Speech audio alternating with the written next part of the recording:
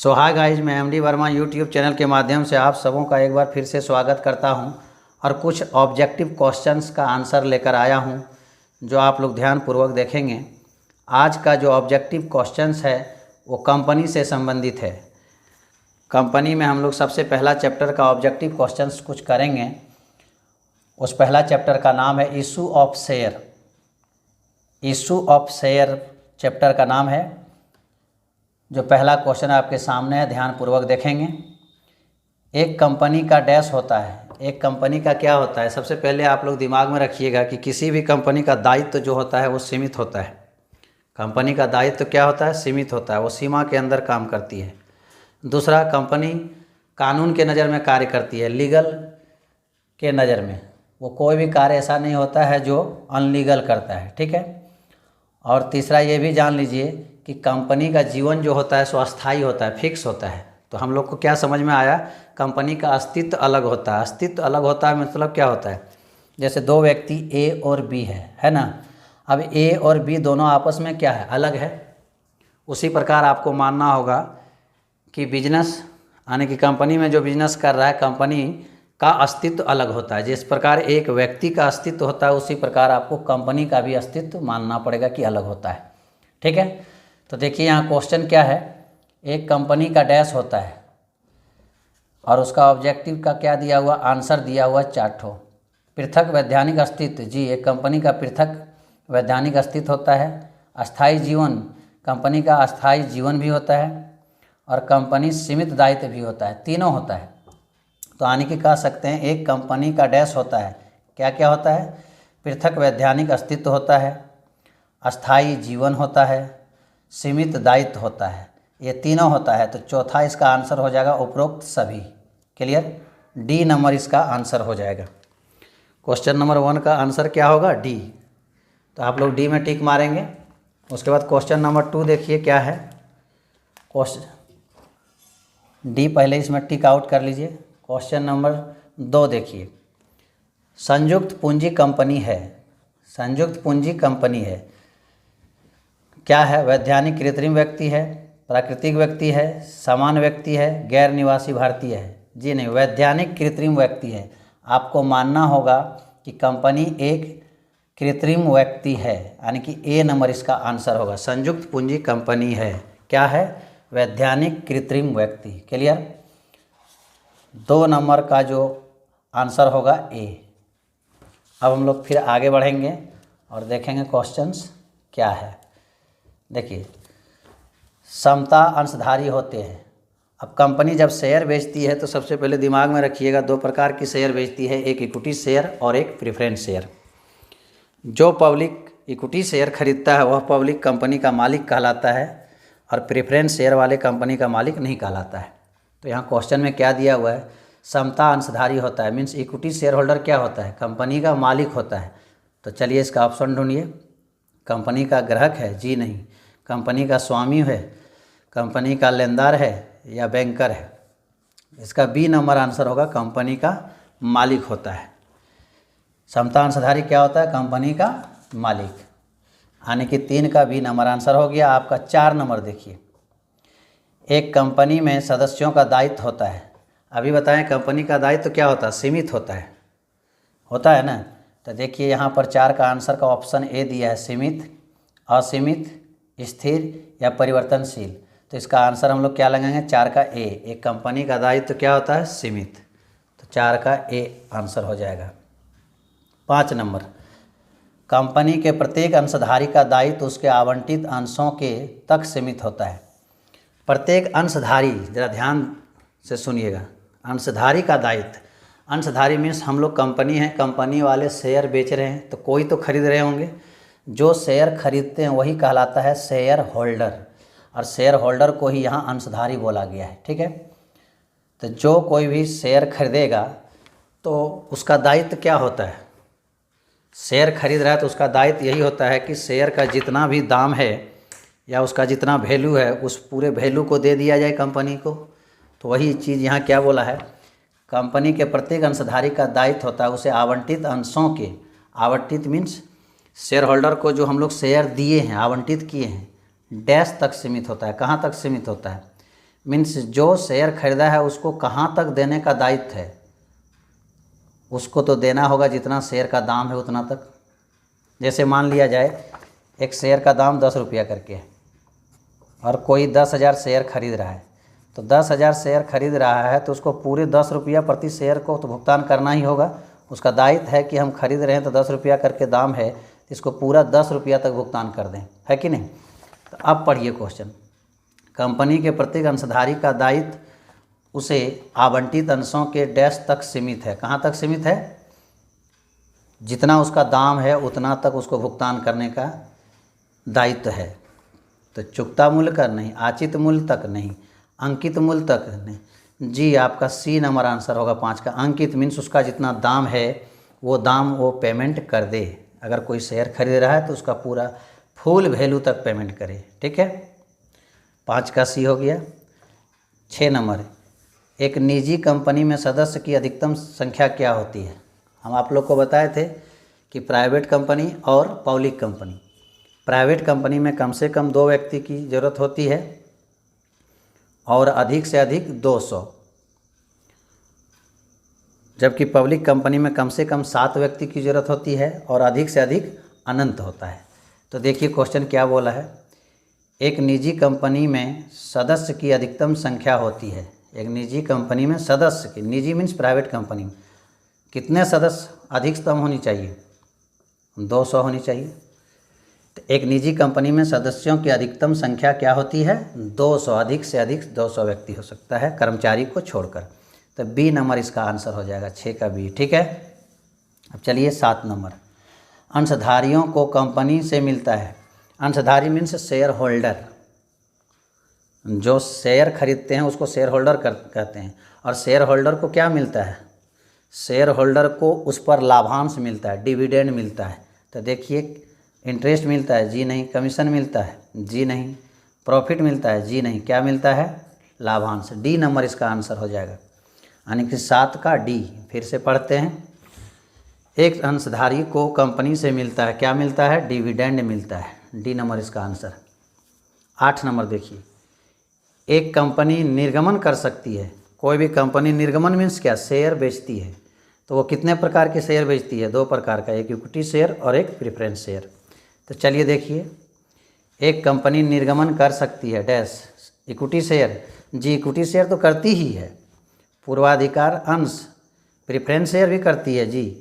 सी number में क्या दिया है? समता अंश और पूर्वाधिकार अंश दोनों, यानी कि कंपनी दोनों शेयर बेचती है, इक्विटी शेयर और प्रेफरेंस शेयर। तो 8 का डी हो जाएगा। क्लियर? 8 का कितना हो जाएगा आपका? डी नहीं जी, सी नंबर। देखिए सी, समता अंश और पूर्वाधिकार अंश दोनों बेचती है कंपनी। क्लियर? 8 का। 9 नंबर देखिए, कंपनी में निश्चित दर से लाभांश किसको दिया जाता है? याद रखिए, लाभांश मीन्स डिविडेंड। कंपनी में 2 प्रकार का शेयर होता है, एक प्रेफरेंस शेयर और एक इक्विटी शेयर। तो किस शेयर पर फिक्स डिविडेंड दिया जाता है? निश्चित दर से।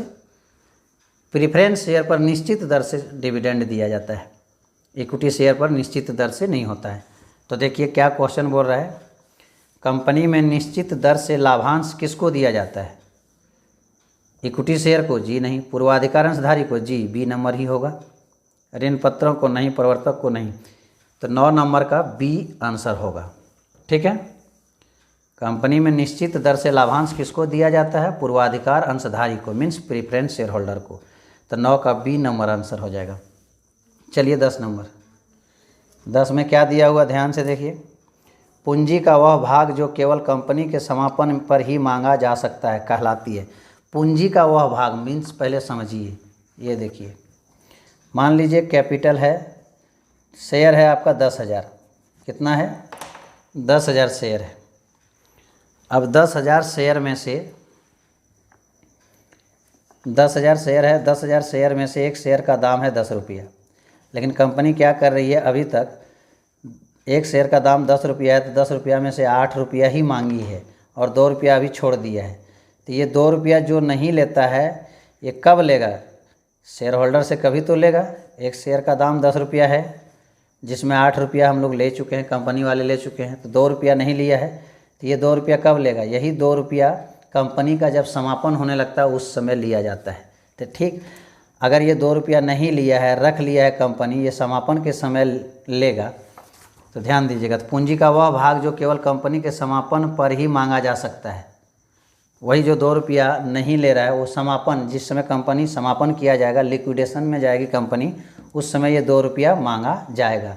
तो ये जो 2 रुपया नहीं मांगा है, रखा है जमा करके कंपनी की, हम लिक्विडेशन के समय लेंगे, तो ये 2 रुपया क्या कहलाएगा कंपनी के लिए? कुछ तो कहलाएगा। वही क्वेश्चन में दिया हुआ है, पूंजी का वह भाग जो केवल कंपनी के समापन पर ही मांगा जा सकता है कहलाएगा। क्या कहलाएगा? वो कहलाएगा आपका रिजर्व कैपिटल। अब कहीं कैपिटल रिजर्व दिया रहेगा तो उस पर नहीं टिक मारना है। रिजर्व कैपिटल जो नहीं मांगा है वो कंपनी के समापन की स्थिति में मांगेगा, इसलिए वो क्या कहलाता है? Reserve capital. फिर से एक बार पढ़ते हैं, पूंजी का वह भाग जो केवल कंपनी के समापन पर ही मांगा जा सकता है कहलाती है रिजर्व कैपिटल, मीन्स संचित पूंजी। अब 11 नंबर क्वेश्चन देखिए हम लोग, यहाँ पर देखिए दोस्त, पूंजी का वह भाग जो केवल कंपनी के समापन पर ही मांगा जा सकता है, संचित पूंजी कहते हैं उसको, जो कंपनी के समापन पर मांगा जाएगा। 11 नंबर, एक कंपनी के दावे अपने कर्मचारी अथवा संचालक को, कंपनी का जो कर्मचारी होता है वो, अथवा संचालक मीन्स उसका जो डायरेक्टर होता है, जो चलाने वाला होता है कंपनी को, बौद्धिक संपदा अधिकार है, प्रतिफल के जारी किए हुए अंश को कहते हैं।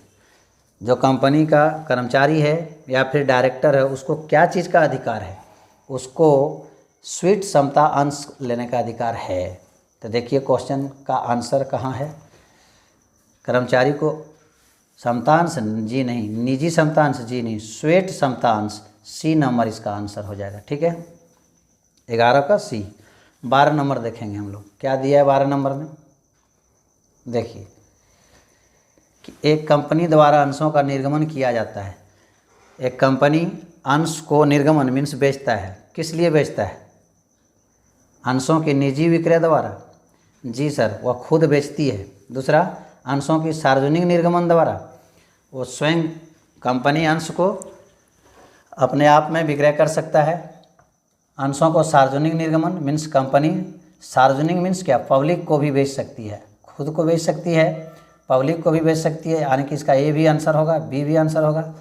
नगद के अतिरिक्त किसी अन्य प्रतिफल के बदले, तो हम लोग शेयर जो बेचते हैं उसमें पैसा ही लेते हैं, तो पैसा के बदले भी तो शेयर बेच सकते हैं। जी, तीनों होगा, यानी कि इसका आंसर डी होगा, उपरोक्त सभी के द्वारा। कंपनी के द्वारा अंशों का निर्गमन किया जा सकता है, अंशों के निजी विक्रय द्वारा, अंशों के सार्वजनिक निर्गमन द्वारा, और नगद के अतिरिक्त किसी अन्य प्रतिफल के बदले भी किया जाता है, यानी कि इसका आंसर डी हो जाएगा। क्लियर? 12 का डी। 13 नंबर देखिए, कंपनी अधिनियम के अनुसार न्यूनतम अभिदान की राशि कुल निर्गमन का डैश निर्धारित कर दी जाती है। थोड़ा आप लोग क्वेश्चन ढंग से पढ़िएगा। कंपनी अधिनियम के अनुसार, कंपनी का जो अधिनियम है उसमें अनुसार, उसमें कुछ लिखा हुआ है कि न्यूनतम अभिदान की कुल राशि निर्गमन किया जाता है, डैश निर्धारित कर दी जाती है। ये न्यूनतम अभिदान क्या होता है? न्यूनतम अभिदान मीन्स क्या? कंपनी जब बेचती है शेयर, एप्लीकेशन पर कितना पैसा लेती है वो, और लेना एकदम अनिवार्य है कि उतना पैसा लेना ही है। तो कह रहा है न्यूनतम अभिदान। अब न्यूनतम अभिदान क्या है? न्यूनतम अभिदान है, जैसे मान लीजिए कंपनी अपने यहाँ शेयर बेचना चाहती है, शेयर इशू करना चाहती है, तो शेयर इशू करेगी तो उस एप्लीकेशन को छपवाने में कुछ तो खर्च आएगी, जिसको हम लोग कहते हैं प्रिलिमिनरी एक्सपेंसेस। तो वो कंपनी अपने शेयर को बेचवाने के लिए उसमें कुछ कमीशन देगा, जिसको कहते हैं अंडर राइटिंग कमीशन। तो प्रिलिमिनरी एक्सपेंसेस मान लीजिए 1 लाख हुआ, अंडर राइटिंग कमीशन मान लीजिए 1 लाख हुआ, तो कुल कंपनी अपना शेयर को बेचने के लिए अभी तक कितना खर्चा की है? 2 लाख। तो कंपनी एक बोलती है कि जब आप एप्लीकेशन पर पैसा लीजिएगा तो कम से कम न्यूनतम अभिदान मीन्स आप जो इस शेयर को बेचने के लिए खर्च किए हैं, कितना अभी तक खर्च किए हैं? 2 लाख। इस खर्च राशि का कम से कम 90% रकम हमको वसूल होना चाहिए। जो भी खर्च किए हैं उसका कितना परसेंट? 90% वसूल होगा। ठीक है, कितना परसेंट वसूल होना जरूरी है? खर्च का 90%, मीन्स वही वह खर्च जो कर रहे हैं उसी को कहते हैं हम लोग न्यूनतम अभिदान। तो वही दिया हुआ है कि कंपनी अधिनियम के अनुसार न्यूनतम अभिदान की राशि कुल निर्गमन का डैश निर्धारित कर दी जाती है। तो कितना % निर्धारित होना चाहिए न्यूनतम अभिदान? 5% जी नहीं, तो 50% जी नहीं। देखिए सी नंबर इसका आंसर होगा 90% न्यूनतम अभिदान होनी चाहिए 13 नंबर का। क्लियर। अब 14 नंबर देखेंगे हम लोग कि अंश आवेदन पत्र खाता किस प्रकृति का है। अंश आवेदन मीन्स शेयर एप्लीकेशन किस प्रवृत्ति का, मतलब कौन अकाउंट में जाएगा। अकाउंट तो हम लोगों का होता है personal account, real account, nominal account. तो याद रखिएगा कंपनी में शेयर कैपिटल हो, शेयर एप्लीकेशन हो, चाहे शेयर अलॉटमेंट हो, चाहे शेयर फर्स्ट कॉल हो, चाहे शेयर फाइनल कॉल हो, चाहे शेयर कैपिटल हो, क्या क्या बताएं, शेयर एप्लीकेशन हो, शेयर अलॉटमेंट हो, शेयर फर्स्ट कॉल हो, शेयर फाइनल कॉल हो, चाहे शेयर कैपिटल हो, ये सब पर्सनल अकाउंट में जाएगा। किस अकाउंट में? पर्सनल। तो देखिए क्या बोला है, share application account is in the nature of, किस नेचर का होता है? रियल अकाउंट जी नहीं, पर्सनल अकाउंट जी, बी नंबर होगा, नॉमिनल नहीं होता है। तो यानी कि 14 का आंसर हो गया आपका बी। कौन अकाउंट में जाएगा? पर्सनल अकाउंट में। क्लियर। अब चलिए 15 नंबर, प्रति अंश आवेदन की राशि अंश के निर्गमन के मूल्य के प्रति अंश आवेदन की राशि, कि हम लोग जो शेयर बेचने के लिए एप्लीकेशन निकालते हैं तो पब्लिक एप्लीकेशन भरता है शेयर खरीदने के लिए। तो एप्लीकेशन मनी कितना हमें मिलना चाहिए, ज़रूरी है, कम से कम कितना होना चाहिए? तो प्रति अंश आवेदन की राशि अंशों के निर्गमन मूल्य के डैश से कम नहीं होना चाहिए। जितना आप शेयर इशू कर रहे हैं उस शेयर के मूल्य के कितने % कम से कम आवेदन में रकम मिलना चाहिए। 15 नंबर का आपका कम से कम जितना आप शेयर इशू कर रहे हैं उसका 25% मिलना चाहिए। कितना %? 25%। तो देखिए प्रति अंश आवेदन की राशि अंशों के निर्गमन मूल्य के डैश से कम नहीं होनी चाहिए। तो देखिए 10% जी नहीं, 15% जी नहीं, 25% से कम नहीं होना चाहिए। यानी कि इसका 15 का सी नंबर आंसर हो जाएगा। ठीक है। चलिए अब हम लोग चलते हैं 16 नंबर। एक आवंटन खाता है, अभी बताएं शेयर अलॉटमेंट हो, शेयर फर्स्ट कॉल हो, शेयर फाइनल कॉल हो या शेयर कैपिटल हो, पर्सनल अकाउंट में जाएगा ना। तो देख लीजिए यहाँ क्या लिखा हुआ है, शेयर अलॉटमेंट अकाउंट इज, मैंने कौन अकाउंट में जाएगा? रियल में जी नहीं, पर्सनल में जी, यही बी नंबर हो जाएगा, 16 का बी नंबर। क्लियर। अब 17 नंबर चलिए, अंशों के प्रीमियम की अधिकतम सीमा क्या है? कि जब हम लोग अंश मीन्स शेयर बेचते हैं तो उस पर प्रीमियम लेने का अधिकतम सीमा क्या है? कितना प्रीमियम हम लोग अधिक से अधिक ले सकते हैं? शेयर का मूल्य जो है 10 रुपया या 20 रुपया या 50 रुपया कुछ भी है, तो उसमें से हम लोग प्रीमियम कितना ले सकते हैं? तो अंशों के प्रीमियम की अधिकतम सीमा होती है। अधिकतम सीमा क्या हो सकती है? सर इसका कोई सीमा नहीं है, कोई सीमा नहीं है। 10% भी हो सकता है, 20% भी हो सकता है, 5% भी हो सकता है। तो देखिए अंशों के प्रीमियम की अधिकतम सीमा होती है कितनी? 5% जी नहीं, 10% जी नहीं, 20% जी नहीं, कोई सीमा नहीं है। चलिए सी नंबर इसका आंसर हो जाएगा 18 का सी। क्लियर। अब 19 नंबर हम लोग देखिए, सिक्योरिटी प्रतिभूति प्रीमियम संचय खाते का प्रयोग किया जाता है। प्रतिभूति प्रीमियम संचय खाते मीन्स, सॉरी फिर से एक बार देख लीजिए, अंशों के निर्गमन पर प्रीमियम कहलाता है। 17 नंबर छूट गया। क्या? अंशों के निर्गमन पर प्रीमियम कहलाता है। अंश का निर्गमन मीन्स शेयर जो बेचते हैं उस पर जो प्रीमियम लेते हैं, तो वो प्रीमियम मेरे लिए क्या कहलाता है? क्या कहलाता है? कैपिटल गेन कहलाता है। जो प्रीमियम लेते हैं वो ना प्रॉफिट होता ना इनकम, रेवेन्यू रिसिप्ट जी नहीं, वो कैपिटल गेन कहलाता है। हम लोग शेयर जो बेचते हैं और उस पर जो प्रीमियम लेते हैं वो कैपिटल गेन कहलाता है। क्लियर। 18 नंबर फिर से एक बार देख लीजिए, उस समय आपका स्क्रीन पे नहीं आ रहा था। अंशों के प्रीमियम की अधिकतम सीमा क्या होती है? प्रीमियम को बोले कोई सीमा नहीं है, तो आने की इसका सी नंबर हो जाएगा, कोई सीमा नहीं है। अब 19 नंबर हम लोग देखेंगे। कितना नंबर? 19 नंबर कि प्रतिभूति प्रीमियम संचय खाते का प्रयोग। प्रतिभूति प्रीमियम संचय मीन्स सिक्योरिटी प्रीमियम, जो हम लोग शेयर को बेचते हैं, जो प्रीमियम उस पर प्राप्त होता है। प्रीमियम पर शेयर बेचते हैं ना, तो वो प्रीमियम की राशि जो प्राप्त होती है, प्रीमियम पर बेचते हैं मतलब क्या होता है कि जैसे आप देखिए कि किसी शेयर का दाम अगर 10 रुपया है और उसको हम लोग बेच रहे हैं 12 रुपया में, तो ये 2 रुपया अधिक ले रहे हैं कि नहीं? यही 2 रुपया जो कहलाएगा मेरा सिक्योरिटी प्रीमियम या सिक्योरिटी प्रीमियम रिजर्व आप कह सकते हैं इसको, ठीक है। तो ये 2 रुपया अधिक जो लिए हैं उसका प्रयोग किस चीज़ में कीजिएगा, वही प्रतिभूति प्रीमियम संचय खाते का प्रयोग किया जाता है। किस चीज़ में किया जाता है, थोड़ा ध्यान दीजिए। इसका प्रयोग करते हैं हम लोग क्या क्या चीज़ में, ध्यान दीजिए। कर के लिए दायित्व चुकाने में, जी नहीं, ये सिक्योरिटी प्रीमियम जो हम लोग अभी व्यवस्था किए हैं, कर के लिए दायित्व मीन्स क्या, लायबिलिटी, टैक्स हम लोग पेमेंट करने के लिए इस प्रीमियम का यूज करते हैं, जी नहीं, टैक्स पेमेंट के लिए नहीं करते हैं। अंशों पर लाभांश देने के लिए हम लोग करते हैं, जी नहीं, लाभांश देने के लिए प्रीमियम का हम लोग व्यवस्था नहीं करते हैं। हरण किए हुए अंशों के पुनर्निर्गमन पर कटौती के लिए, मीन्स जो शेयर हम लोग जब्त किए हैं उसको फिर से निर्गमन करेंगे, उस पर डिस्काउंट देंगे, तो उसके लिए, जी नहीं। अंश तथा ऋण पत्रों के निर्गमन की लागत को पूरा करने के लिए, जी। हम लोग सिक्योरिटी प्रीमियम जो लेते हैं, शेयर को जो प्रीमियम पर बेचते हैं, वो प्रीमियम की जो राशि होती है उसको हम लोग शुरू में जो खर्च करते हैं ना एप्लीकेशन निकालने में, उस खर्च को मेंटेनेंस करने के लिए हम लोग प्रीमियम की राशि का यूज करते हैं। यानी कि आपका डी नंबर आंसर हो जाएगा, अंश तथा ऋण पत्रों के निर्गमन की लागत को पूरा करने के लिए। लागत मीन्स डिवेंचर को निर्गमन करने के पीछे जो खर्च लग रहा है उसी को हम लोग कहेंगे लागत, ठीक है। तो डी नंबर इसका आंसर हो गया।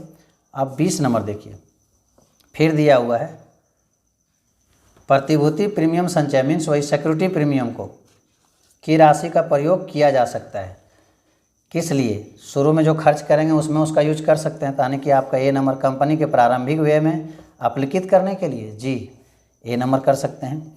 अंशधारी को बोनस अंश निर्गमन के लिए,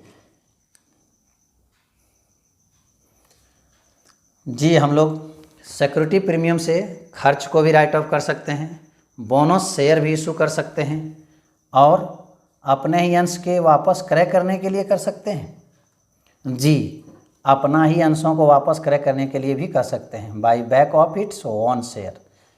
यानी कि खर्च के लिए भी सिक्योरिटी प्रीमियम का यूज कर सकते हैं, बोनस शेयर देने के लिए भी सिक्योरिटी प्रीमियम यूज कर सकते हैं, और अपने ही अंशों को क्रय करने के लिए भी कर सकते हैं सिक्योरिटी प्रीमियम को यूज। इसका मतलब इसका डी नंबर हो जाएगा उपरोक्त सब के लिए, 20 नंबर का डी, ठीक है। अगला 21 नंबर देखिए, प्रतिभूति प्रीमियम संचय खाते का उपयोग, यानी कि सिक्योरिटी प्रीमियम का उपयोग, वही 3 क्वेश्चन सिक्योरिटी प्रीमियम पर ही दिया गया। उपयोग मीन्स यूज करना। प्रतिभूति प्रीमियम संचय खाते का उपयोग किस उद्देश्य के लिए नहीं किया जाता है, यहाँ बोल रहा है किस उद्देश्य के लिए नहीं किया जाता है। प्रारंभिक व्यय को अपलिखित करना, जी इस उद्देश्य के लिए करते हैं। नगद लाभांश वितरण, बोनस अंश का निर्गमन, अपने ही अंशों का करें। देखिए खर्च को तो उसे राइट ऑफ करते ही हैं, बोनस शेयर तो देते ही हैं, और अपना ही अंश क्रय करते ही हैं। बी नंबर इसका आंसर हो जाएगा। यहाँ पूछ रहा है प्रतिभूति प्रीमियम संचय खाते का उपयोग किस उद्देश्य के लिए नहीं किया जा सकता है, तो लाभांश के लिए हम प्रीमियम का यूज नहीं कर सकते हैं, लाभांश देने के लिए, डिविडेंड। चलिए 21 का बी आंसर हो जाएगा।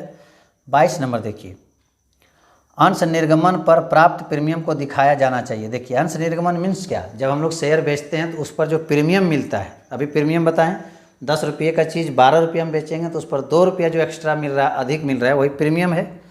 तो क्या बोल रहा है क्वेश्चन, अंश निर्गमन पर प्राप्त प्रीमियम को दिखाया जाना चाहिए। वो जो प्रीमियम है सिक्योरिटी प्रीमियम, उसको हम लोग कहाँ दिखाएंगे, कहाँ दिखाएंगे मीन्स क्या, बैलेंस शीट जब बनाएंगे तो उसको कहाँ दिखाएंगे, कहीं तो दिखाएंगे, एसेट साइड या लायबिलिटी साइड। तो सर इसका हो जाएगा आपका आंसर बी नंबर, स्थिति विवरण के संपत्ति पक्ष में। जी सिक्योरिटी प्रीमियम को संपत्ति पक्ष में नहीं दिखाते हैं। स्थिति विवरण के समता एवं दायित्व पक्ष में, जी सिक्योरिटी प्रीमियम को हम लोग लायबिलिटी साइड में ही दिखाते हैं, लेकिन किस हेड में, इक्विटी शेयर होल्डर के हेड में, यानी कि बी नंबर इसका आंसर होगा। क्या, स्थिति विवरण के समता एवं दायित्व पक्ष में। क्लियर, 22 का बी। 23 नंबर देखिए, सम मूल्य से अधिक प्राप्त की राशि को किस खाते में क्रेडिट किया जाता है। अभी अभी आप लोग को बताएं, सम मूल्य मीन्स किसी शेयर का दाम 10 रुपया है, किसी शेयर का दाम 10 रुपया है ना, उसको 12 रुपया में, वही सम मूल्य मीन्स क्या, 10 रुपया वाली चीज़ आप 12 रुपया में बेच रहे हैं, तो 2 रुपया अधिक ले रहे हैं ना, तो 2 रुपया ले रहे हैं अधिक, तो इसको क्या कहेंगे, सिक्योरिटी प्रीमियम। तो वही तो क्वेश्चन कह रहा है कि सम मूल्य से अधिक प्राप्त राशि को किस खाते में क्रेडिट किया जाता है? किस में हम लोग क्रेडिट करते हैं? सिक्योरिटी प्रीमियम में करते हैं कि नहीं? तो देखिए इसका आंसर कहाँ है। शेयर कैपिटल में जी नहीं, कॉल इन एडवांस में जी नहीं, प्रतिभूति प्रीमियम संचय खाते में जी। 23 का सी नंबर हो जाएगा security premium reserve account. Clear. 24 number देखिए हम लोग, 24 का आंसर भारतीय कंपनी अधिनियम क्या है 24 में? अंश पूंजी की वास्तविक राशि है। अंश पूंजी शेयर कैपिटल का एक्चुअल अमाउंट क्या है? अंश पूंजी की वास्तविक राशि क्या है? ऑथराइज कैपिटल जी नहीं, पेड अप कैपिटल जी यही होगा। वास्तविक राशि कौन कहलाएगा? पेड अप मीन्स हम लोग शेयर जितना बेच रहे हैं उसका जितना मूल्य पेड करेगा उसी को वास्तविक राशि कहेंगे। तो अंश पूंजी की वास्तविक राशि क्या हो गया? चुकता पूंजी। क्लियर।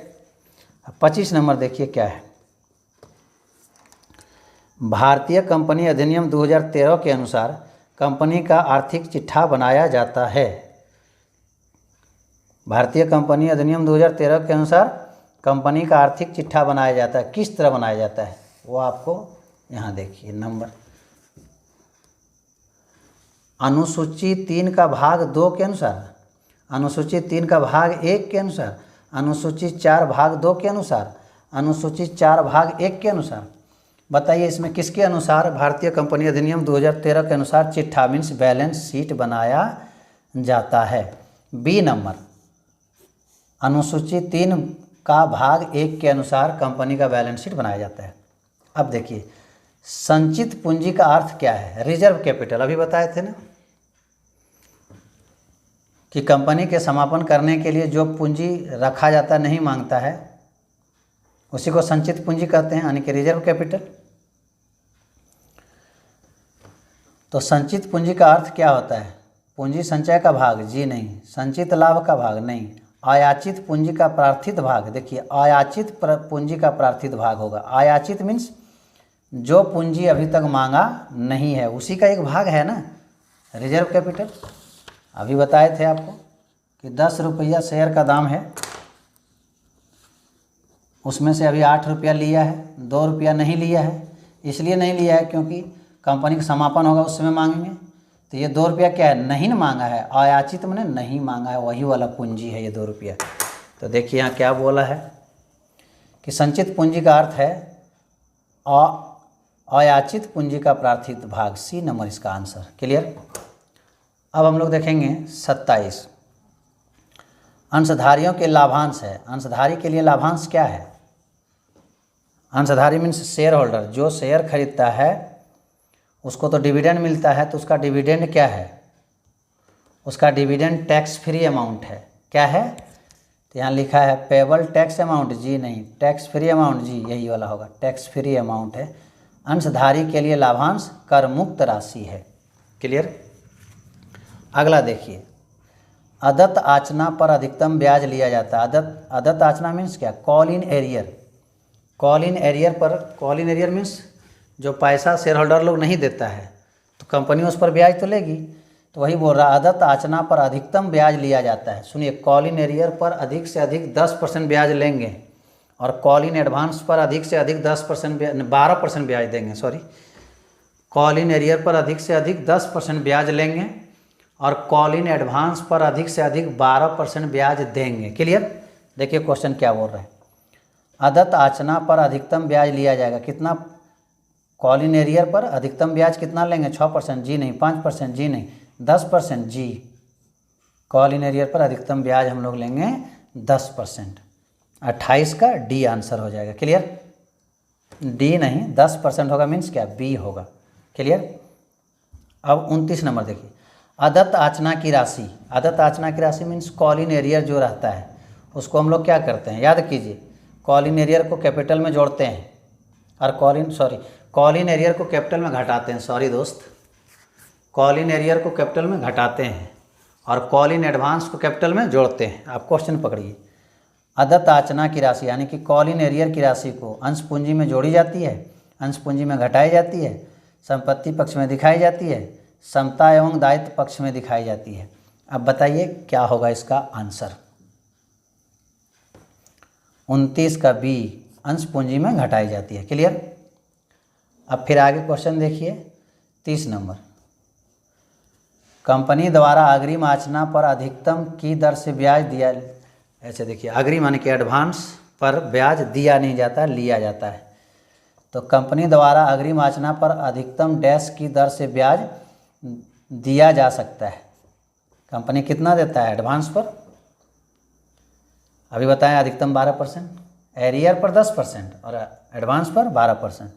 तो 30 का आंसर क्या हो जाएगा ए 12%। कंपनी द्वारा अग्रिम आचना पर अधिकतम डैश की दर से ब्याज दिया जाता है, मीन्स 12% की दर से कॉल इन एडवांस पर। क्लियर।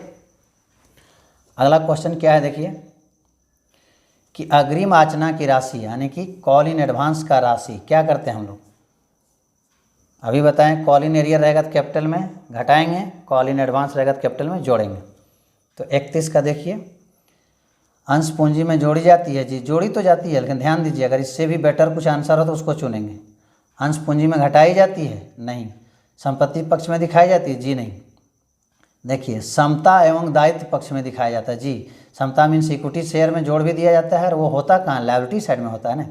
अगर ये डी नंबर ऑप्शन नहीं रहता तो इसका आंसर ए ही होता, लेकिन यहाँ पर आपका डी नंबर ऑप्शन दिया हुआ है इसलिए डी में जाएगा। समता एवं दायित्व पक्ष में दिखाया जाता है। क्लियर। तो 31 का डी हो जाएगा। अब चलिए हम लोग चलते हैं 32 नंबर। संचालकों द्वारा वास्तविक रूप से आचना करने से पहले अंशधारी से प्राप्त अग्रिम राशि को, संचालक द्वारा वास्तविक रूप से आचना करने से पहले मतलब मांगने से पहले, आचना करने से पहले अंशधारी से प्राप्त रकम अग्रिम राशि। जैसे कोई पैसा अभी तक मांगा भी नहीं है कंपनी और अगर आप वो पैसा पहले ही दे दिए तो क्या कहलाएगा, कॉल इन एडवांस कहलाएगा कि नहीं कहलाएगा, ज़रूर कहलाएगा। तो चलिए ऑप्शन ढूंढिए। आचना आदत खाते में डेबिट, जी नहीं। आचना आदत खाते में क्रेडिट, जी नहीं। आचना पूर्वदत्त खाते में डेबिट, जी नहीं। आचना पूर्वदत्त खाते में क्रेडिट। क्या बोल रहा है, जो कॉल इन एडवांस होगा उसको हम लोग क्या करते हैं, याद रखिएगा कॉल इन एडवांस को हम लोग क्रेडिट करते हैं। तो खोजिए आचना पूर्वदत्त खाते को क्रेडिट, यानी कि कॉल इन एडवांस को क्रेडिट करते हैं। डी नंबर इसका आंसर होगा। जो भी हम लोग एडवांस पैसा लेते हैं, जो मांगे नहीं है और वो पैसा मिल गया, दैट मीन्स क्या हुआ, एडवांस हुआ। और जब वो एडवांस हुआ तो उसको हम लोग क्या करेंगे, क्रेडिट। अब जानना चाहेंगे क्यों क्रेडिट, क्योंकि अगर हम लोग किसी से एडवांस पैसा लिए हैं तो वो मेरे लिए लायबिलिटीज हो जाता है और लायबिलिटीज बढ़े तो क्रेडिट करेंगे, इसलिए इसका आंसर डी नंबर। क्लियर। अब आगे चलिए। अंशों का समानुपात आधार पर आवंटन किया जाता है। समानुपात आधार मतलब जैसे कि मान लीजिए आप 10,000 शेयर इशू कर रहे हैं लेकिन पब्लिक 12,000 शेयर खरीद लिया, तो इसका मतलब ये क्या हुआ, ओवर सब्सक्रिप्शन हुआ ना। 10,000 बेचना चाह रहे हैं लेकिन पब्लिक खरीदना चाह रही है कितना, 12,000 का अप्लीकेशन आ गया, तो ये ओवर सब्सक्रिप्शन हुआ। जितना शेयर बेचना चाह रहे हैं उससे ज़्यादा का अप्लीकेशन प्राप्त हो गया, मीन्स पैसा मिल गया। तो फिर ऐसी स्थिति में हम लोग क्या करेंगे, जितना शेयर हम लोग निर्गमन किए इशू किए उतने बेच सकेंगे। तो अनुपातिक तौर पर हम लोग 10,000 शेयर को रख लेंगे, 12,000 में 10,000 को रख लेंगे कि नहीं, तो वो क्या कहलाएगा। तो अंशों का समानुपातिक आधार पर आवंटन किया जाता है। जब समानुपातिक मीन्स क्या, जितना शेयर बेच रहे हैं उतना ही अलॉट कीजिएगा। कब ऐसा करता है, जब अधिक प्राप्त होता है।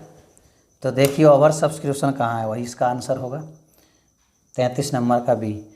अंडर सब्सक्रिप्शन, जी नहीं। ओवर सब्सक्रिप्शन अति अभिदान जब हो जाता है उस समय अनुपातिक तौर पर शेयर दिया जाता है।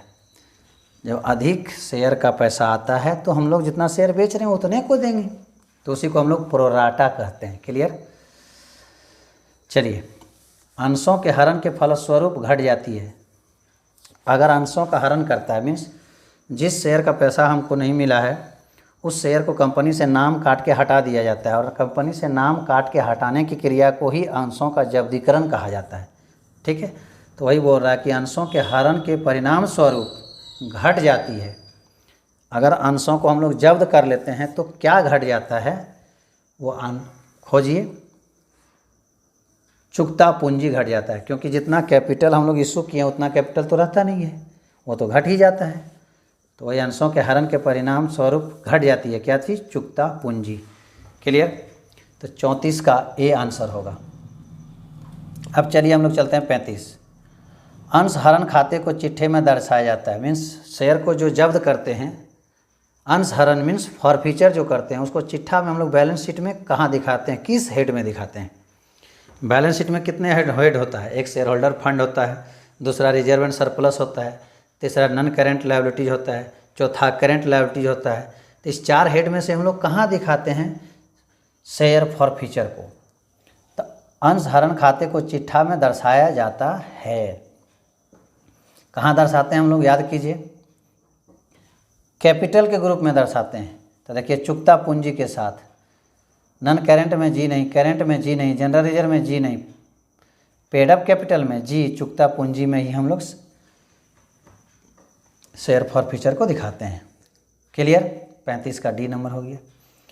36 नंबर देखिए, अंशों के हरण के समय अंश पूंजी के खातों को किया जाता है। थोड़ा याद कीजिए, अंशों का हरण मीन्स क्या है, जब शेयर को हम लोग जब्त करते हैं, फॉरफीचर करते हैं, तो उस समय अंश पूंजी मीन्स शेयर कैपिटल, क्या चीज़, जब शेयर को हम लोग जब्त करते हैं उस समय शेयर कैपिटल को क्या करते हैं, याद कीजिए, डेबिट करते हैं कि नहीं करते हैं, ज़रूर करते हैं। चलिए उसका आंसर ढूंढिए 36 का। अंशों के अंकित मूल्य से डेबिट करते हैं, अपहरण अंशों की मांगी हुई राशि से डेबिट करते हैं, बताइए। 36 का बी ही होगा। आप लोग को बताएं कि जब शेयर को जब्त करते हैं तो शेयर कैपिटल में कौन सा अमाउंट लिखते हैं, मांगी हुई राशि से डेबिट किया जाएगा, जितना मांगे हैं। अब मांगी हुई मतलब नहीं समझे, ध्यान दीजिए थोड़ा सा। जैसे कि आप 10 रुपया वाले शेयर किसी को बेचें और वो 8 रुपया ही अभी तक पैसा दिया हुआ है और 2 रुपया नहीं दिया तो इनके नाम काट के हटा देंगे, उसी को कहेंगे हम लोग फॉरफीचर। और जब नाम काट के हटा देंगे तो नाम के हटाएंगे उस समय शेयर कैपिटल को हम लोग डेबिट करते हैं, लेकिन कितने रुपया से डेबिट करेंगे, वो जितना रुपया से दिया हुआ है। कितना रुपया दिया हुआ है, 8 रुपया से। क्लियर। तो वही यहाँ पर क्या बोल रहा है, अंशों के हरण के समय अंश यानी कि पूंजी खाते को किया जाता है, अपहरण अंशों पर मांगी गई राशि से डेबिट करेंगे, यानी कि शेयर कैपिटल को जितना रकम मांगे हैं उतना से डेबिट करेंगे। क्लियर। बी नंबर आंसर होगा 36 का। अब 37 नंबर देखिए, स्थिति विवरण में अंश हरण खाते के शेष को डैश शीर्षक के अंतर्गत दिखाया था। अंश हरण खाते, स्थिति विवरण मीन्स बैलेंस शीट, अंश हरण means share forfeiture. Share forfeiture को हम लोग बैलेंस शीट में किस हेड में दिखाते हैं, शीर्षक के अंतर्गत मीन्स हेड में। ठीक है। तो उसको अभी बताएं, शेयर कैपिटल के हेड में दिखाते हैं, रिजर्व में नहीं दिखाते हैं, नॉन करेंट में नहीं दिखाते हैं, करेंट में नहीं दिखाते हैं, तो किस में दिखाते हैं, अंश पूंजी के हेड में। शेयर फॉरफीचर को हम लोग शेयर कैपिटल के हेड में दिखाते हैं, यानी कि ए नंबर इसका आंसर 37 का ए। ठीक है। अब चलिए हम लोग चलते हैं 38 नंबर। कितना नंबर, जब्त अंश को पुनर्निर्गमन पर दिए जाने वाले बट्टे की राशि अधिक नहीं हो सकती है। यहाँ ध्यान से सुनिए, जब्त अंश के पुनर्निर्गमन पर दिए जाने वाले, जब्त अंश मीन्स क्या, जिस शेयर को तुम जब्त किए हो, जिस शेयर को आप जब्त किए हैं उसे जब आप पुनः निर्गमन करेंगे तब बट्टे की राशि अधिक नहीं हो सकती है। पुनः हम जब उस शेयर को बेचेंगे, जिस शेयर को जब्त किए हैं, और उस शेयर को पुनः जब हम फिर से बेचेंगे तो बट्टे की राशि अधिक नहीं हो सकती है।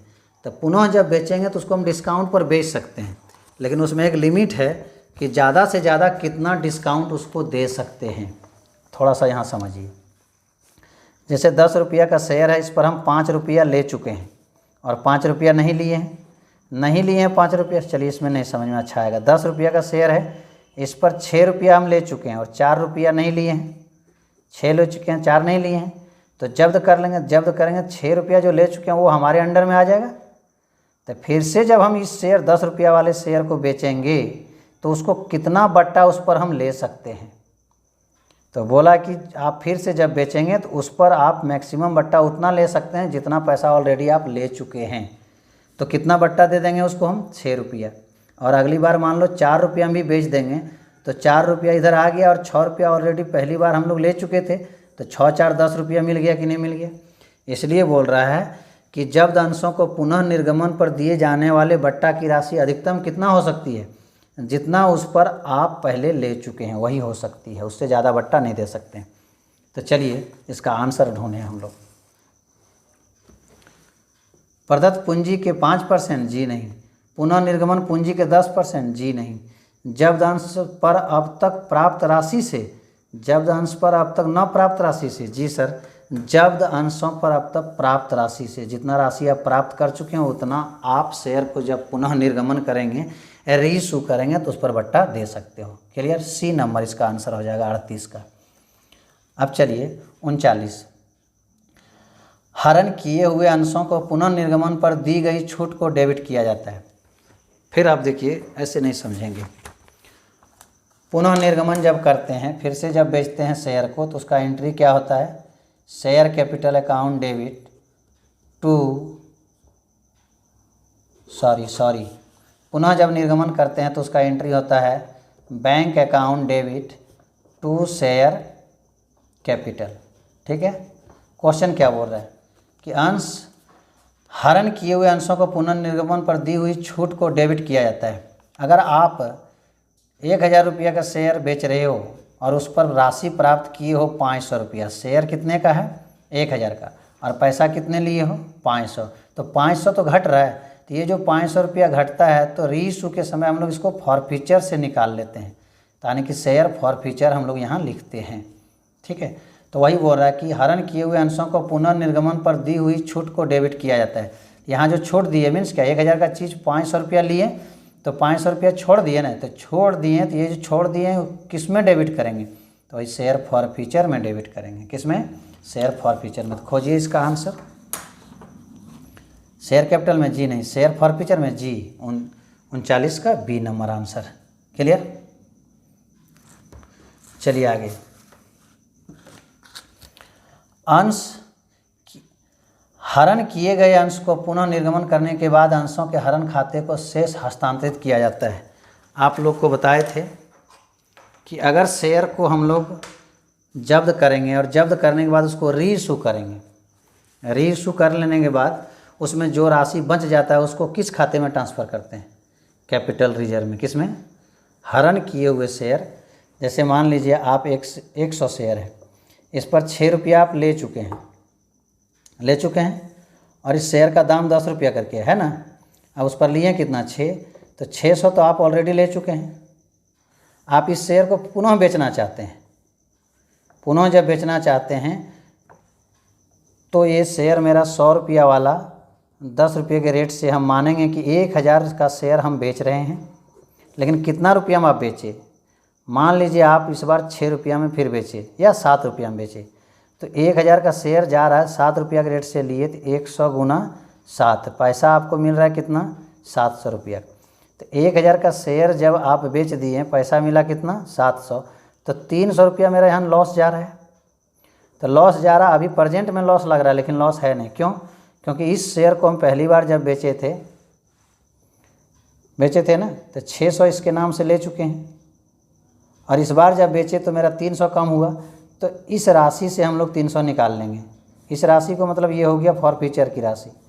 300 जब इससे हम लोग निकाल लेंगे तो इसमें मेरा कितना बच गया 300।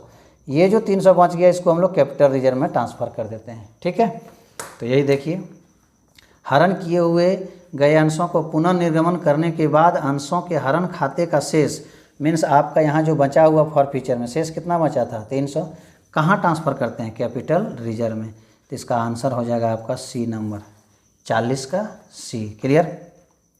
अब 41 नंबर देखिए, कितना नंबर 41। एक्स लिमिटेड ने 10 रुपया वाले 500 पूर्णतया मांगे गए। अब एक एक्स लिमिटेड है, 10 रुपया करके शेयर का दाम है और 500 शेयर है ना, पूर्णतः मांगे गए, मीन्स 10 रुपया में 10 रुपया मांग चुका है, 500 शेयर का 10 रुपया की दर से पूरा मांग लिया है, जिस पर अंतिम आचना 3 रुपया नहीं चुकाया। 10 रुपया में से 3 रुपया नहीं दिया तो इसका मतलब 7 रुपया वो दे चुका है ना। ठीक है, 7 रुपया दे चुका है, 3 रुपया नहीं दिया, तो इन अंशों को हरण कर लीजिए। हरण मीन्स नाम काट के हटा दीजिए, नाम काट के हटा देंगे तो ये 7 रुपया के रेट से जो दे चुका है 7 × 5 = 3500 हम लोग को मिल चुका है कि नहीं मिल चुका है, ज़रूर मिल चुका है। अब क्या किया, शेयर कितना जब्त कर रहे हैं हम लोग, 500 शेयर, कितना 500। लेकिन इसमें से फिर से हम शेयर को बेच रहे हैं, रीइशू कर रहे हैं, लेकिन रीइशू कितना कर रहे हैं, 300 शेयर, कितना, तो 300 शेयर जब हम रीइशू करेंगे तो इसको फिर से रीइशू करेंगे तो फुल दाम से हम समझेंगे कि शेयर मेरा 300 रुपया के रेट से 10 रुपया, यानी कि 3000 का शेयर हम बेच रहे हैं।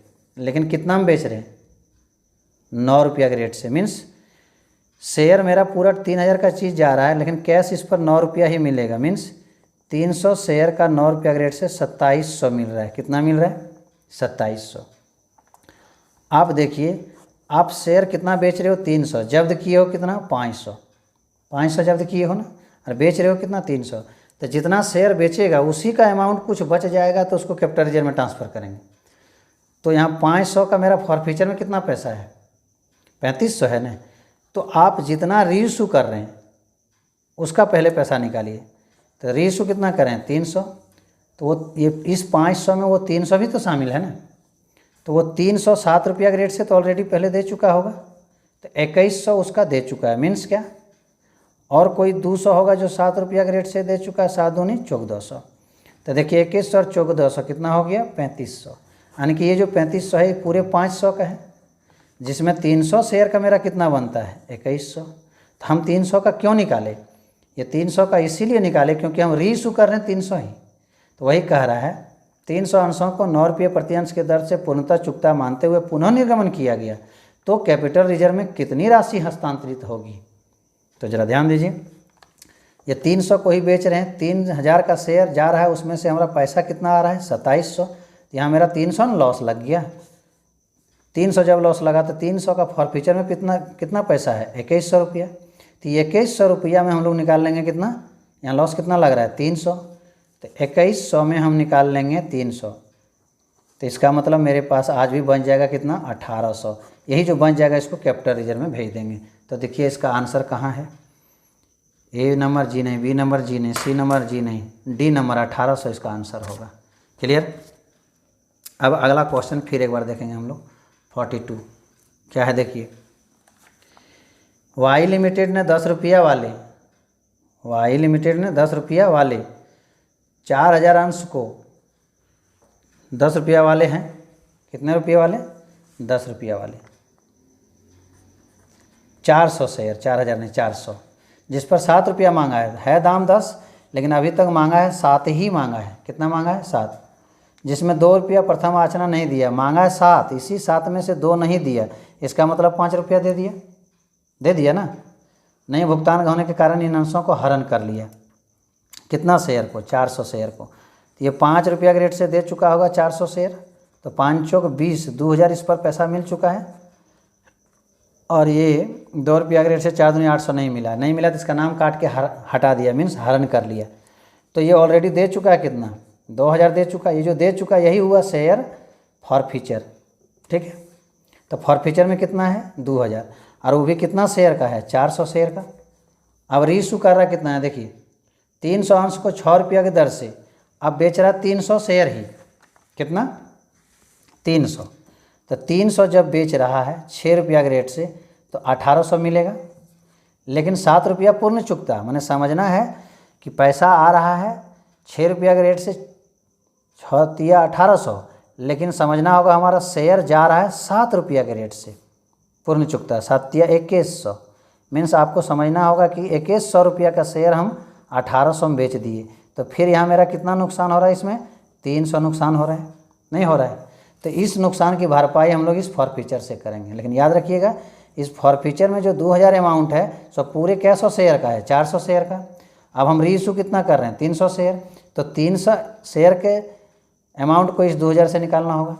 तो इसमें 300 शेयर का पैसा कितना है देख लीजिए। एक शेयर कितना दिया है, 500, 500 नहीं 5 रुपया दिया है ना। तो 5 रुपया के रेट से एक शेयर पर, तो 300 शेयर पर कितना, 300 गुना कर देंगे तो 1500 आया। मीन्स ये जो 2000 रुपया इसमें है पूरे 400 शेयर का है फॉरफीचर में। तो 300 शेयर का कितना है, 1500 है ना। तो 300 शेयर का हम लोग अलग से क्यों निकाले, क्योंकि 300 शेयर ही रीइशू कर रहे हैं। और 300 शेयर जब रीइशू कर रहे हैं तो 2100 रुपया का चीज़ हम पर उनको मिल रहा है कितना, 1800। तो इसमें से 300 नुकसान गया कि नहीं गया। तो वही 300 वाले फॉरफीचर में कितना रकम है आपका 1500, इस पर नुकसान जा रहा है कितना 300, तो इस 1500 से 300 को निकाल लेंगे, तो इसमें और कितना बच जाएगा 1200। ये 1200 जो बचेगा उसी को कैपिटल रिजर्व में ट्रांसफ़र करेंगे। चलिए अब इसका क्वेश्चन देखिए। 7 रुपया पूंजी चुकता मानते हुए पुनर्निर्गमन किया, पूंजी खाते में कितनी राशि हस्तांतरित किया जाएगा, मैंने कैपिटल रिजर्व में कितना ट्रांसफ़र किया जाएगा 1200। आंसर देखिए इसका कहीं है, जी सर बी नंबर में है 1200। क्लियर, बी नंबर में है, देख लीजिए, है ना। चलिए अब आगे चलते हैं हम लोग। 43 क्या लिखा हुआ है, समता एवं दायित्व पक्ष में कुल राशि में होती है। समता means equity share and liabilities. Balance sheet के हेडिंग में सबसे पहले हम लोग लिखते हैं इक्विटी शेयर एंड लायबिलिटीज। उस हेड में क्या किया जाता है, इक्विटी शेयर एंड लायबिलिटीज के हेड में क्या जाएगा, authorise capital, issue capital, paid up capital, जी नहीं, जी यही वाला सी नंबर जाएगा, पेड अप कैपिटल, समता और लायबिलिटीज पक्ष में। ठीक है, चलिए 2-4 ऑब्जेक्टिव क्वेश्चन और कुछ सीखते हैं। इशू ऑफ डिवेंचर का, इशू ऑफ डिवेंचर का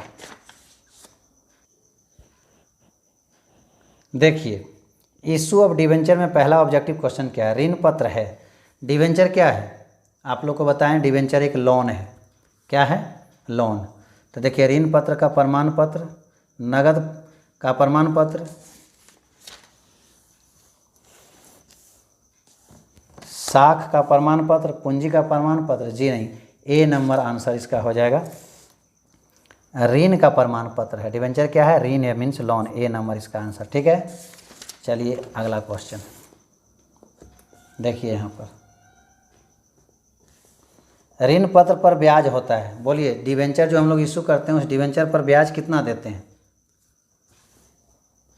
डिवेंचर पर ब्याज कोई निश्चित दर नहीं होता है, कोई निश्चित दर नहीं होता। 5% जी नहीं, 6% जी नहीं, 12% जी नहीं, कितना परसेंट, निश्चित दर नहीं होता है, डी नंबर इसका आंसर। ठीक है, ऋण पत्र धारी होता है। ऋण पत्र मीन्स जो डिवेंचर खरीदता है क्या वो मालिक होता है, जी नहीं, मालिक नहीं होता, वो क्रेडिटर होता है। क्या होता है, क्रेडिटर। तो खोजिए, ए नंबर। कंपनी का स्वामी होता है, जी नहीं। कंपनी का ग्राहक होता है, जी नहीं। कंपनी का लेनदार होता है, जी। क्रेडिटर होता है, सी नंबर। ऋण पत्रधारी क्या होता है, कंपनी का क्रेडिटर। ठीक है, अब अगला क्या है, ऋण पत्र प्रदर्शित करता है। ऋण पत्र मीन्स डिवेंचर किस में आता है, लॉन्ग टर्म में या शॉर्ट टर्म में या इन्वेस्टमेंट में, किस में आता है, बोलिए। वो लॉन्ग टर्म लोन कहलाता है। डिवेंचर क्या होता है, लॉन्ग टर्म लोन के अंतर्गत आता है। तो ए नंबर इसका आंसर हो जाएगा। ऋण पत्र प्रदर्शित करता है क्या, long term loan of company, company का लॉन्ग टर्म लोन है ये। ठीक है, 5 नंबर में देखिए, शून्य कूपन बॉन्ड निर्गमन किया जाता है। जीरो कूपन बॉन्ड किसको निर्गमन किया जाता है, वो किया जाता है बिना पूर्व निर्धारित ब्याज की दर से, यानी कि सी नंबर इसका आंसर। इस पर ब्याज निर्धारित नहीं रहता है पहले। शून्य कूपन पर जो निर्गमन करते हैं बॉन्ड, उस पर ब्याज निर्धारित नहीं रहता कि कितना % दिया जाएगा। तो 5 का आपका सी हो गया। 6 नंबर, ऋण पत्रधारी को मिलता है, बताए थे शेयर पर जो इंटरेस्ट देते हैं डिविडेंड कहते हैं। शेयर होल्डर को डिविडेंड लेने का अधिकार है, लेकिन डिवेंचर लोन है, लोन पर क्या होता है, इंटरेस्ट मिलता है ना। तो वही बोला, ऋण पत्रधारी को मिलता है क्या, लाभांश, जी नहीं, इंटरेस्ट मिलता है, बी नंबर। 6 का बी। 7 नंबर, कंपनी के समापन पर ऋण पत्र का मूलधन की वापसी। बताइए, कंपनी का समापन माने फर्म बिजनेस, ये कंपनी अगर बंद हो रहा है तो डिवेंचर भी तो क्रेडिटर है, उसको सबसे पहले मिलना चाहिए नहीं, जी। इक्विटी शेयर और प्रेफरेंस शेयर से पहले मिलता है। तो कंपनी के समापन पर ऋण पत्र का मूलधन की वापसी, उसको वापसी करना क्या चीज़ है। 7 नंबर का आपको अभी बताएं, समतांश पूंजी से पहले इसको देना होगा। अगर यहाँ रहता अभी प्रेफरेंस शेयर तो फिर याद रखिएगा, ऋण पत्र की वापसी इक्विटी शेयर और प्रेफरेंस शेयर से पहले होता है। तो यहाँ लिखा है सबसे पहले, जी नहीं, सबसे बाद, जी नहीं, समतांश से पहले, जी। इक्विटी शेयर से पहले उसको पेमेंट किया जाता है ऋण पत्र, यानी कि डिवेंचर होल्डर को। क्लियर। अब देखिए 8 नंबर, कितना नंबर, 8। कंपनी के समापन पर ऋण पत्रों के मूलधन की वापसी समतांश से पहले होता है, 7 हो गया। 8 नंबर में क्या बोल रहा है, ऋण पत्र प्राप्य कंपनी की संपत्ति पर डैश, ऋण पत्र प्राप्य कंपनी की संपत्ति पर क्या डैश, ऋण पत्र क्या होता है, डिवेंचर सिक्योर्ड होता है, वो सिक्योर्ड लोन होता है, अनसिक्योर्ड नहीं होता, पार्टली नहीं फुली नहीं, देखिए सिक्योर्ड होता है, क्या होता है, ए नंबर इसका आंसर, 8 का ए। ठीक है। 9 नंबर देखिए क्या है, जब ऋण पत्रों के मूलधन का भुगतान कंपनी एक निश्चित समय के बाद या किस्तों में अपने जीवन काल में ही कर देती है तो ऐसे ऋण पत्र को कहते हैं, ऐसे ऋण पत्र को कहते हैं रिडेम्पशन, यानी कि ए नंबर रिडेमेबल डिवेंचर कहलाएगा, कि जिन ऋण पत्रों को मूलधन का भुगतान कंपनी एक निश्चित समय के बाद या किस्तों में या अपने जीवन काल में, अपने जीवन काल में कंपनी के रहते हुए अगर पेमेंट कर सकता है तो उसको क्या कहेंगे, रिडेमेबल डिवेंचर। क्लियर।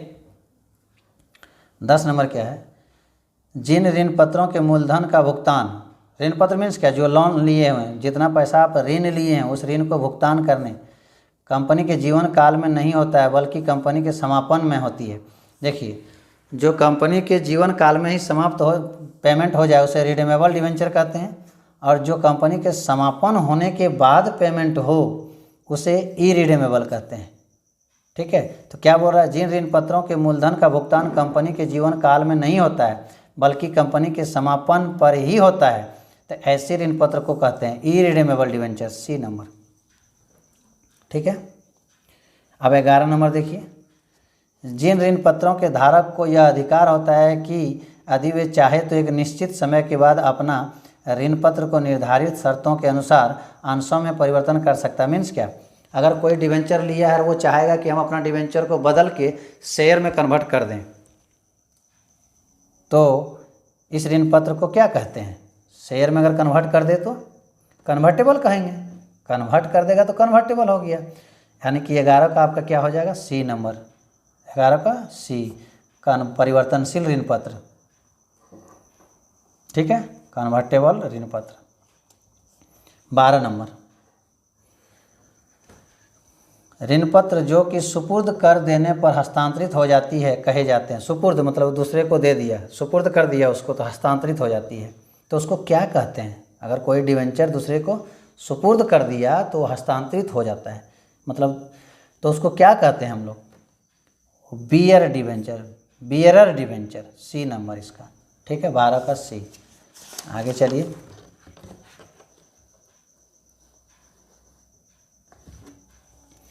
ऋण पत्र आवेदन पत्र खाता किस प्रवृत्ति के होता है, मतलब वही debenture allotment, debenture first call, debenture final call किस अकाउंट में जाएगा, ये भी आपका पर्सनल अकाउंट में जाएगा। तो देखिए वास्तविक खाता नहीं, पर्सनल, जी बी नंबर, ऋण पत्र आवेदन पत्र खाता किस प्रवृत्ति का होगा, पर्सनल अकाउंट, बी नंबर इसका आंसर। 14 नंबर देखिए, कंपनी के लिए अधिमूल्य पर ऋण पत्र का निर्गमन होता है। कंपनी के लिए अधिमूल्य माने अगर अधिक दाम पर बेचती है ऋण पत्र तो क्या कहलाता है, कैपिटल गेन, वहाँ बताएं जो अधिक दाम पर बेचता है उसको क्या कहते हैं हम लोग, प्रीमियम कहते हैं, सिक्योरिटी प्रीमियम, और सिक्योरिटी प्रीमियम होता है क्या, कैपिटल गेन होता है।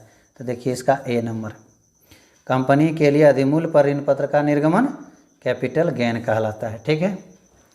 15 नंबर का, ऋण पत्र निर्गमन पर प्राप्त प्रीमियम को दिखाया जाना चाहिए। ऋण पत्र निर्गमन माने आप डिवेंचर बेच रहे हैं और प्रीमियम अगर उस पर मिला है तो उसको कहाँ दिखाते हैं हम लोग, बैलेंस शीट के लायबिलिटी साइड में दिखाते हैं कि नहीं दिखाते हैं, जरूर दिखाते हैं।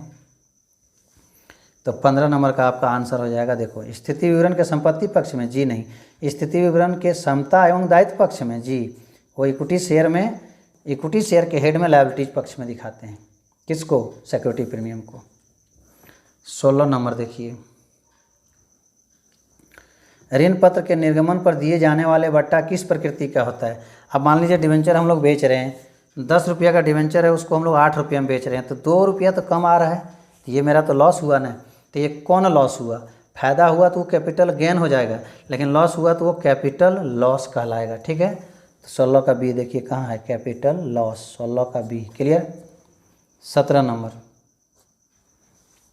कि ऋण पत्र निर्गमन पर दी गई छूट को दिखाया जाना चाहिए।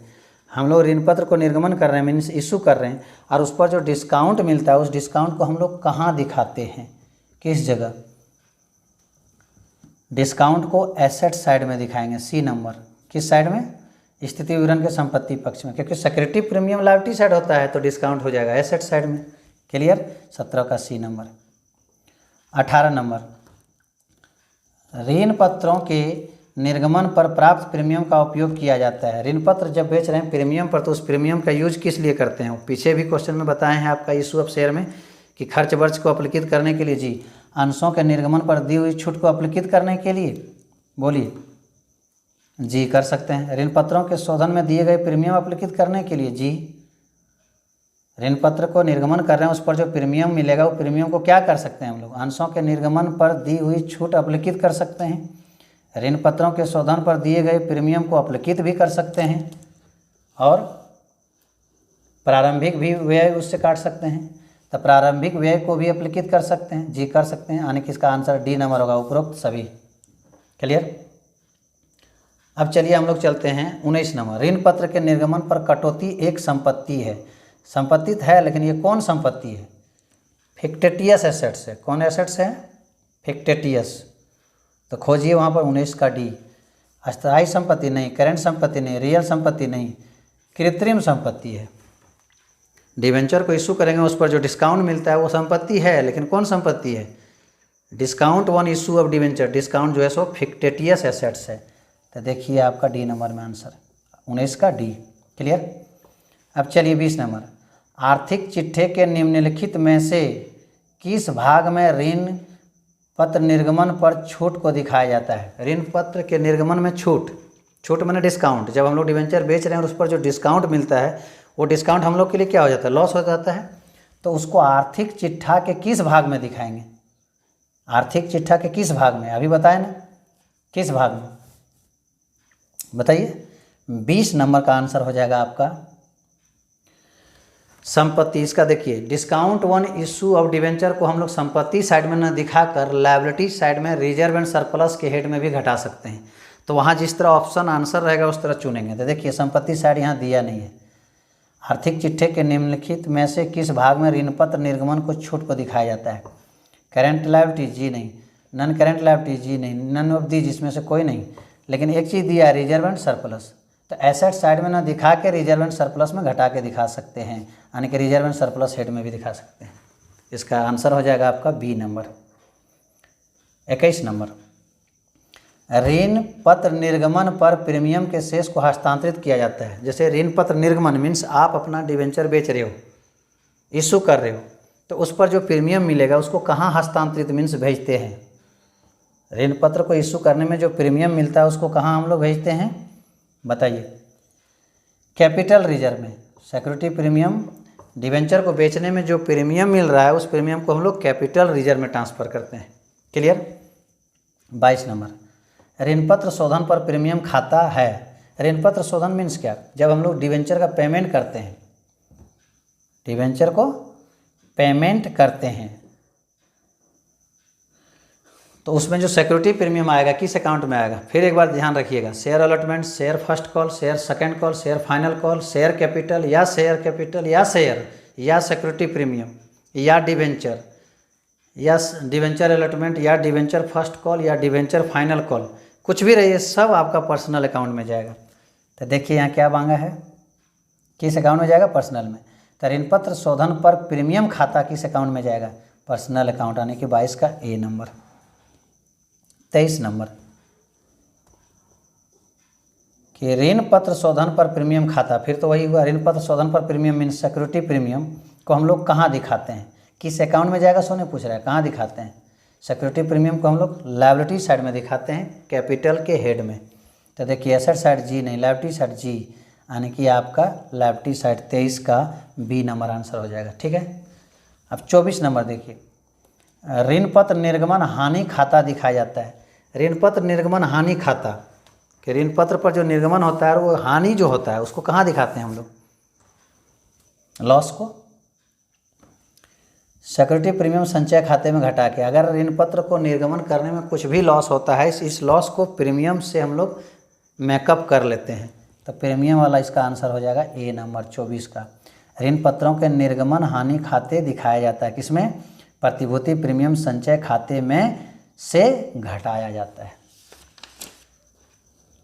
आगे क्वेश्चन देखिए, ऋण पत्र शोधन प्रीमियम खाता है, अभी बताएं। डिवेंचर से या शेयर से संबंधित कोई भी अकाउंट होगा पर्सनल अकाउंट में जाएगा, तो 25 का ए नंबर आपका हो गया पर्सनल अकाउंट। ऋण पत्र शोधन संचय प्रीमियम मीन्स ऋण पर डिवेंचर रिडेम्पशन रिजर्व किस अकाउंट में जाएगा? पर्सनल अकाउंट में।